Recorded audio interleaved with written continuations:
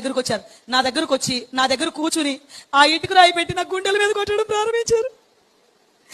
ఎప్పుడైతే ఇటుకు రాయి పెట్టి గుండెల మీద గుద్దుతున్నారో పైన చర్మం మొత్తం పగిలిపోయి రక్తం కారిపోతుంది.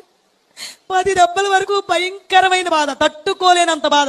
విపరీతంగా వచ్చేస్తే చర్మం అంతా పగిలిపోతుంది, రక్తం కారిపోతుంది. విరిగి ఎలా పడిపోతుందో అలా నేను బోర్లాగా పడిపోయాను. ఎప్పుడైతే నేను బోర్లాగా పడిపోయానో ఆయనకి ఎంత బలం ఉంది, అంత బలంతో ఒకే ఒక్క దెబ్బ వేశారంటే అది వేడి వెన్ను పోసుకు అడ్డంగా దిగిపోయింది గోడలు. నిజంగా మన దేవుడు గొప్పవాడు కనుక నన్ను బ్రతికించాడు, కానీ లేకపోతే వెన్నుపోసు 2 ముక్కలైపోవాల్సింది.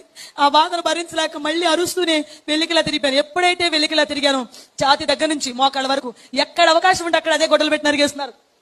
ఇటు అరుగుతుంటే అటు తిరుగుతున్నాను, అటు అరుగుతుంటే ఇటు తిరుగుతున్నాను.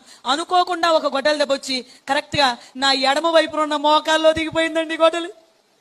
ఎప్పుడైతే గొడ్డలు మోకాల్లో దిగింది ఇంకా భరించలేక అరుస్తూనే కుడివైపు తిరిగిపోయాను.